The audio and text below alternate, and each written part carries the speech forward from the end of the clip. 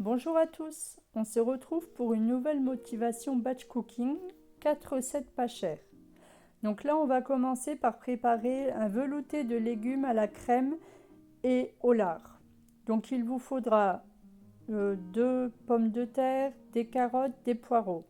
À savoir qu'en automne et en hiver, mes légumes essentiellement ce sont des légumes surgelés bruts. Voilà, je me casse plus la tête à peler, à couper. Repos automne-hiver.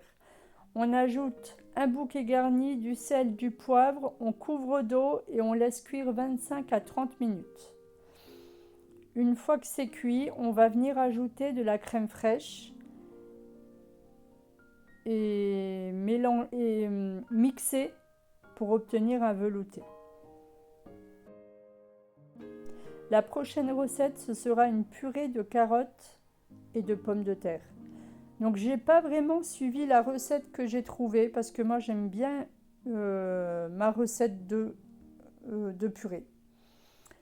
Donc pour chaque personne, pesez 250 g de pommes de terre et puis 500 g de carottes. Donc vous allez couper donc vos pommes de terre en morceaux et les carottes, pour moi en tout cas, ce sont des carottes surgelées brutes. À vous de voir si vous voulez utiliser des fraîches, il n'y a aucun souci.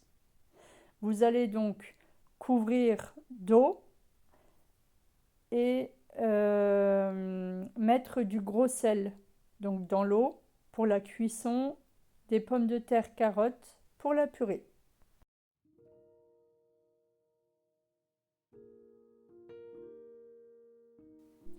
Donc quand le velouté est cuit, il faut penser à enlever le bouquet garni avant de venir mixer le velouté. Donc je vous disais qu'il fallait rajouter de la crème fraîche. Moi je n'achète plus de crème fraîche.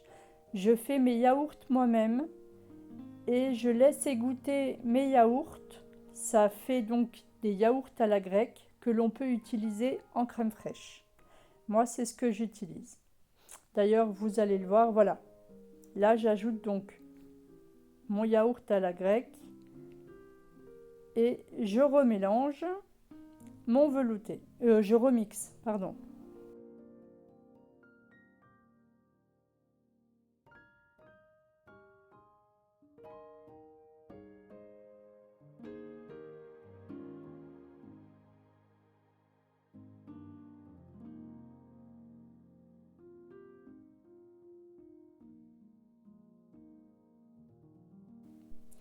Voilà, donc dans ma soupière, donc j'y ajoute mon velouté que je vais laisser de côté.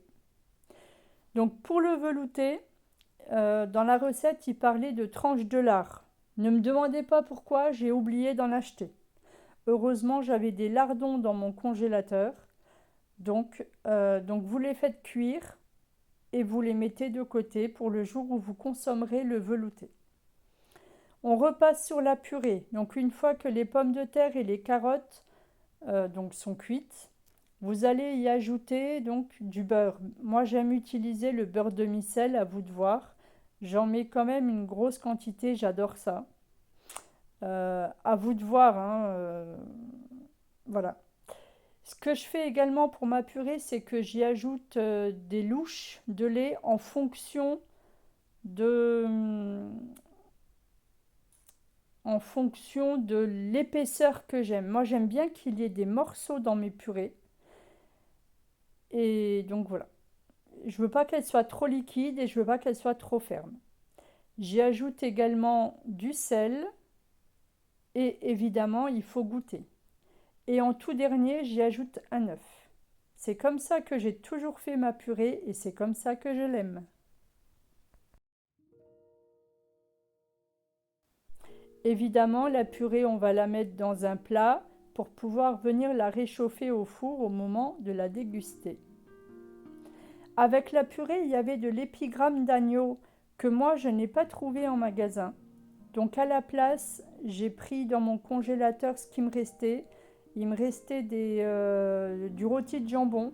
Donc à vous de voir, soit vous prenez de l'épigramme d'agneau, soit vous prenez quelque chose qui vous reste dans votre congélateur pour accompagner la purée. Ensuite, on va venir faire un petit dessert. Ce sont des poires pochées au sirop à la vanille. Cette recette est juste délicieuse. Donc il vous faut forcément des poires. Moi j'en ai 8 en tout. Donc il faudra verser, donc pour 8 poires, il faudra verser 2 litres d'eau dans une casserole, y ajouter 500 g de sucre, une pincée de vanille. Je crois que la dernière fois que j'ai fait cette recette, j'avais utilisé une gousse de vanille. C'était mais divin. Alors là, cette fois-ci, j'ai essayé avec de la vanille en poudre. On verra si c'est aussi bon. Donc vous allez porter à ébullition ce sirop et une fois que c'est en ébullition, vous y ajoutez vos poires épluchées. J'ai oublié de préciser pour les poires, laissez les queues quand vous les épluchez pour pouvoir les mettre dans l'eau sans vous brûler. Et vous allez laisser frémir 15 à 20 minutes et vous allez mélanger régulièrement vos poires dans le sirop. Et donc une fois la cuisson faite, vous allez enlever vos poires pour les mettre dans un récipient et les recouvrir de sirop, les mettre au frais jusqu'à dégustation.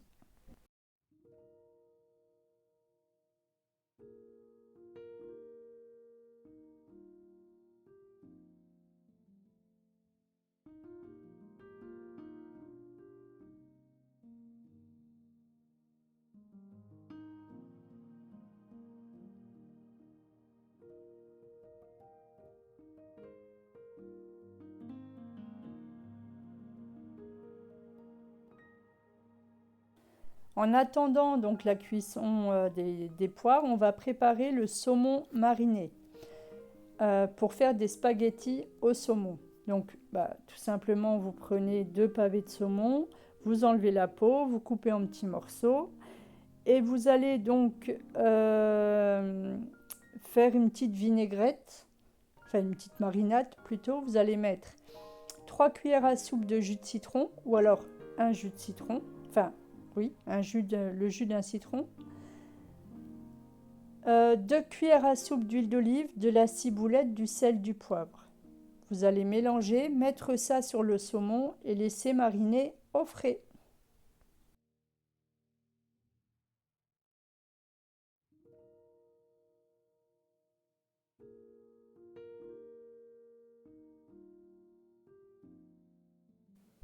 Voilà, donc là délicatement, vous allez enlever les poires une à une et vous allez verser donc le sirop sur chaque. Alors moi j'ai 2 moules à cake que j'utilise pour mes poires et voilà.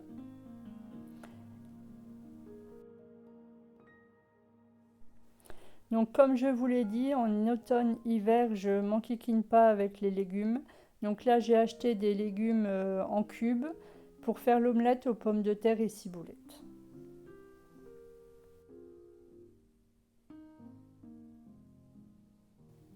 Ensuite, pour les spaghettis saumon marinés à la ciboulette, vous allez faire cuire vos spaghettis. Le saumon, si vous aimez le manger comme ça, laissez-le comme ça. Sinon, vous le cuisez 2-3 minutes à peine. Le velouté donc de légumes. Au dernier moment, vous y ajoutez le lard et donc les poires à manger bien fraîches, bien froides. Et pour finir, donc notre purée de carottes, alors soit avec de l'épigramme d'agneau, comme je vous l'ai dit, soit comme moi, vous faites vos fonds de congélateur et moi ce sera du jambon rôti. À bientôt!